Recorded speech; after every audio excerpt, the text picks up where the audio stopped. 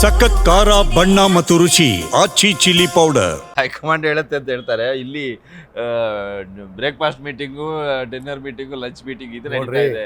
ಊಟ ಮಾಡೋದು ತಪ್ಪು. ಅಲ್ಲಲ್ಲ, ಊಟ ನೋಡಿ, ಈಗ 2.5 ವರ್ಷದಲ್ಲಿ ಒಂದೇ ಒಂದು ದಿನನೂ ಸಹಿತ ಇವ್ರಿಗೆ ಊಟ ತಿಂಡಿ ನೆನಪಾಗಿಲ್ವಾ? ಪರಸ್ಪರ ಪ್ರೀತಿ ವಿಶ್ವಾಸ ನೆನಪಾಗಿಲ್ವಾ? ಇವಾಗಲೇ ನೆನಪಾಗ್ಬೇಕಾ ಊಟ ತಿಂಡಿ? ಯಾವ ಕಾರಣಕ್ಕಾಗಿ? ನೋಡಿ, ಹಲವಾರು ಊಟ ತಿಂದಿದ್ದಾರೆ, ಕಾಫಿ ಕುಡಿದಿದ್ದಾರೆ, ಎಲ್ಲ ಆಗಿದೆ. ಆದ್ರೆ ಈ ಜನಕ್ಕೆ ತೋರಿಸುವಾಗ ಜನ ನಂಬೇಕಲ್ಲ.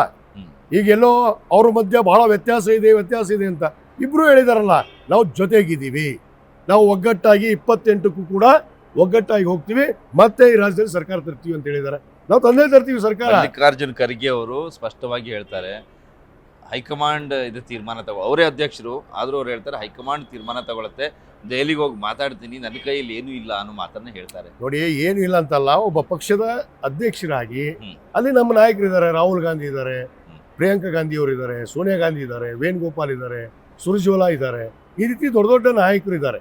ಎಲ್ಲರ ಜೊತೆ ಚರ್ಚೆ ಆಗಿ ಒಂದು ಸರ್ಕಾರದ ನಾಯಕತ್ವವನ್ನು ಯಾರು ವಹಿಸಬೇಕು ಅನ್ನೋದು ಅಲ್ಲಿ ನಿರ್ಣಯ ಮಾಡುವಂಥದ್ದು. ಅದಕ್ಕೆ ಪಾಪ ಅವ್ರು ಹೇಳಿದ್ದಾರೆ, ಅವ್ರದ್ದೇನು ತಪ್ಪಿದೆ?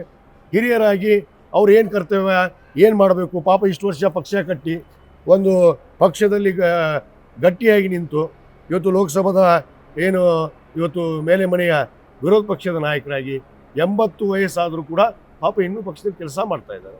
ಹಿರಿಯ ಜೀವಿ ಪಾಪ ಅವ್ರು ತೆಗೆದುಕೊಳ್ತಾರೆ ನಿರ್ಧಾರ, ಆಗುತ್ತೆ.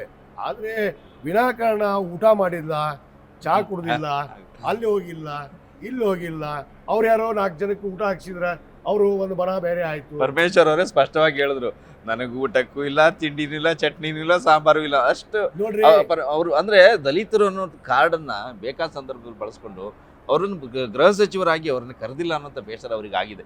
ನೀವು ಬಹುಶಃ ಅವ್ರ ಮಾತನ್ನು ಕೇಳಿರ್ತೀರಿ, ನಿಮಗೂ ಕೂಡ ಅರ್ಥ ಆಗಿದೆ. ಬೇಸರ ಅಲ್ಲ ಅದು. ಈಗ ಅಲ್ಲಿ ಯಾರದು ಅವಶ್ಯಕತೆ ಇತ್ತು? ಈ ರಾಜ್ಯದ ಜನತೆ ತಪ್ಪು ತಿಳ್ಕೊಂಡಿದ್ದು ಯಾರು? ಒಂದು ಸಿದ್ದರಾಮಯ್ಯನವ್ರದ್ದು, ಒಂದು ಡಿ ಕೆ ಶಿವಕುಮಾರ್ ಅವರು ಅಲ್ವಾ? ಮತ್ತು ಈಗ ಅವರಿಬ್ರು ಚೆನ್ನಾಗಿದ್ದಾರೆ ಅನ್ನೋ ತೋರಿಸ್ಬೇಕಲ್ಲ ನಾವು, ಅಷ್ಟೇ.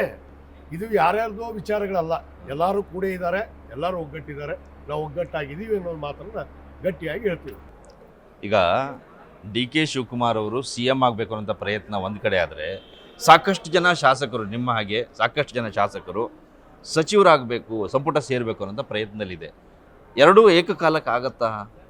ನೋಡಿ, ಎಲ್ಲರಿಗೂ ಪಕ್ಷದಲ್ಲಿ ದುಡಿದಂಥವ್ರಿಗೆ, ಇವತ್ತು ನಾನು ಒಬ್ಬ ಕಾಂಗ್ರೆಸ್ ಪಕ್ಷದಲ್ಲಿ ನನ್ನ ಮನೆತನ ಕಳೆದ 50 ವರ್ಷದಿಂದ, ನನ್ನ ತಂದೆ ತಾಯಿ ನಾನು, ಇವತ್ತು ನನಗೂ ಆಸೆ ಇದೆ ಮಂತ್ರಿ ಆಗಬೇಕು ಅಂತ. ಯಾಕೆ ನಮ್ಮ ತಂದೆಯವರು ಆದಮೇಲೆ ನಮ್ಮ ಜಿಲ್ಲೆಯಲ್ಲಿ ಯಾರೂ ಮಂತ್ರಿ ಆಗಿಲ್ಲ. ಅದು ನಮ್ಮ ಕೋಮಿನ ಸಮುದಾಯದವರು ನಮ್ಮ ಜಿಲ್ಲೆಯಲ್ಲಿ ಇವತ್ತು ಆಗಬೇಕು ಅಂತ ನಮ್ಮ ಸಮುದಾಯದ ಬೇಡಿಕೆ ಇದೆ. ಇವತ್ತು ಜನರು ಕೇಳ್ತಾ ಇದ್ದಾರೆ, ನನಗೂ ಒಂದು ಎಲ್ಲೋ ಆಸೆ ಇದೆ. ಆ ಆಸೆ ಅಂತ ನಾನು ನನ್ನ ಮಂತ್ರಿ ಆಗಬೇಕು ಅನ್ನೋದನ್ನು ನಮ್ಮ ವರಿಷ್ಠರ ಮುಂದೆ, ನಮ್ಮ ಮುಖ್ಯಮಂತ್ರಿ ಮುಂದೆ, ಉಪಮುಖ್ಯಮಂತ್ರಿ ಮುಂದೆ ಇಟ್ಟಿದ್ದೀನಿ. ಆ ಥರ ಇವತ್ತು ಪಕ್ಷಕ್ಕೆ ದುಡಿದವರೆಲ್ಲರೂ ಕೇಳೋ ಹಕ್ಕಿದೆ. ಇವತ್ತು ಸಿದ್ದರಾಮಯ್ಯನವರು ಈ ಪಕ್ಷಕ್ಕೆ ಬಂದು ಇವತ್ತು ಈ ಪಕ್ಷವನ್ನು ಭಾಳ ಗಟ್ಟಿಯಾಗಿ ಇವತ್ತು ಗೊಳಿಸಿ ರಾಜ್ಯದಲ್ಲಿ ಇವತ್ತು ಅಧಿಕಾರಕ್ಕೆ ತಂದಿದ್ದಾರೆ ಸ್ಪಷ್ಟ ಬಹುಮತದಿಂದ. ಅದರಲ್ಲಿ ಡಿ ಕೆ ಶಿವಕುಮಾರ್ ಅವರು ಪಾಲಿದೆ. ಅವರು ಕೂಡ ಅಧ್ಯಕ್ಷರಾಗಿ ಇವತ್ತು ದುಡಿದಿದ್ದಾರೆ ತನು ಮನ ಧನದಿಂದ. ದುಡಿದವರಿಗೆ ನ್ಯಾಯಯುತವಾಗಿ ಅವ್ರು ಕೇಳುವಂಥ ಆಸೆ, ಸಹಜವಾಗಿ ಅವರು ಮುಖ್ಯಮಂತ್ರಿ ಆಗಬೇಕು ಅಂತಾರೆ. ಕೇಳೋ ತಪ್ಪೇನಿದೆ?